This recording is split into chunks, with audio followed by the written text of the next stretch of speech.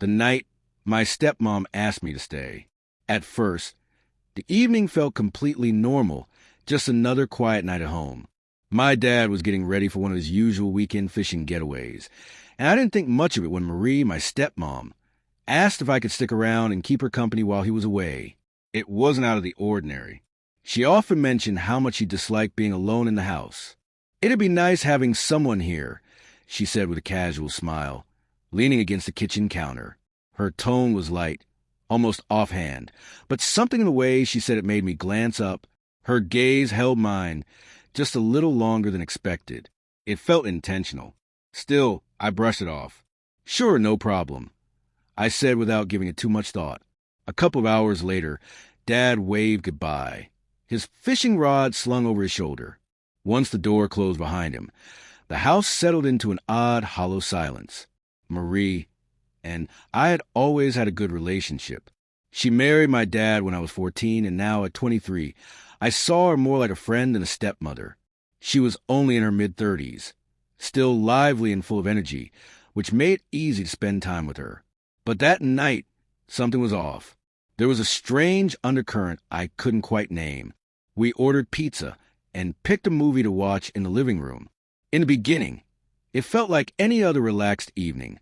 We laughed at the movie's cheesy jokes and made fun of plot together. But as time passed, I noticed her mood shifting. Her laughter grew softer, her responses shorter. She stopped making eye contact as much, except for the occasional glance that lingered just a second too long. "You've really grown up," she said suddenly, her eyes fixed on the television, though it was clear her mind was elsewhere. I turned to her, not sure what she meant. Thanks," I said with a nervous chuckle. Try to keep it light. She didn't laugh with me. Instead, she turned fully toward me, her expression unreadable. "No, seriously," she said, her voice quieter but firmer. "You're not that kid anymore. I mean, look at you. You're a man now." I froze. It wasn't so much the words. It was the way they were delivered. There was a softness in her tone that sent a strange twist through my gut. I tried to brush it off with humor. "Well, yeah, that's kind of what happens with time," I said, forcing a smile, but she didn't let it go. A faint smile tugged at her lips as her eyes studied me, like she was seeing me differently. "It's just, I've watched you grow up," she said, "and now you're confident. Different. You've changed." My throat tightened.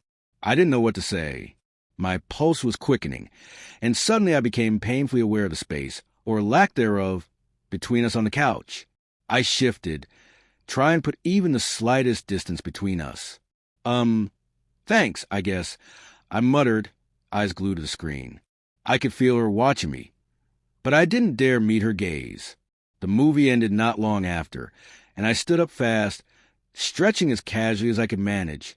"Think I'm going to head to bed," I said, eager to get away from the weird energy that had crept into the room.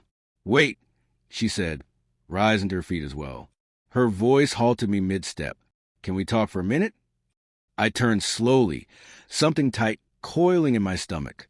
"About what?" I asked. She paused, clearly nervous, her fingers tugging at the edge of her sweater's hem. "About us," she finally said. The words hung in the silence between us, thick, electric, and impossible to ignore. My heart thudded hard in my chest. "Us," I repeated, my voice catching slightly. "What do you mean?" Marie stepped in closer, her face impossible to read.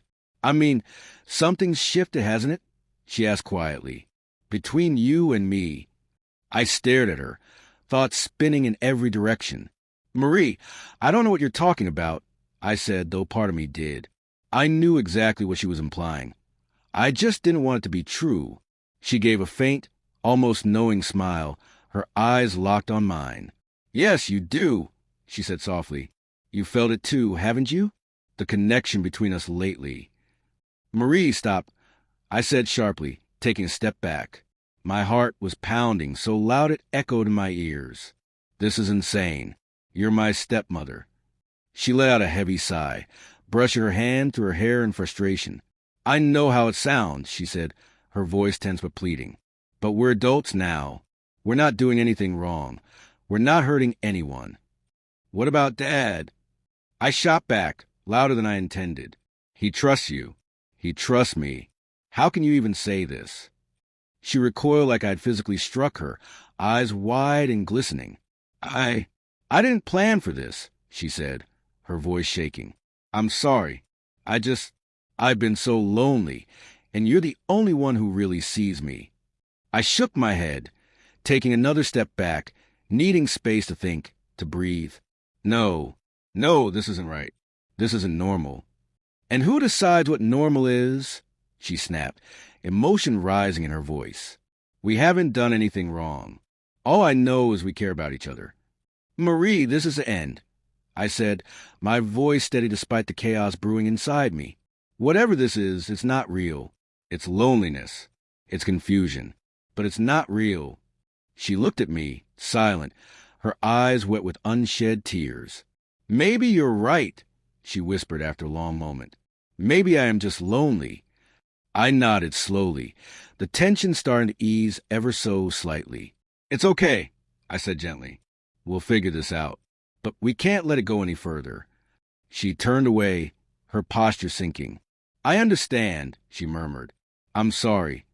The air in the room lost some of its weight, but the scars were already carved deep. That night, I lay in bed trying to make sense of what had happened. My emotions were tangled in a mess of confusion, anger, and sorrow. Marie never brought up again. When Dad came back the next day, everything seemed normal on the surface. But something had changed permanently. Even now, months later, I can't shake the memory of the way she looked at me that night. The words she said, the emotion in her eyes. Sometimes, I wonder if I handled it the best way I could. Could I have said something different? Done something differently? But deep down, I know the truth. Some boundaries are there for a reason. No matter how lonely or desperate someone feels, some lines just shouldn't be crossed.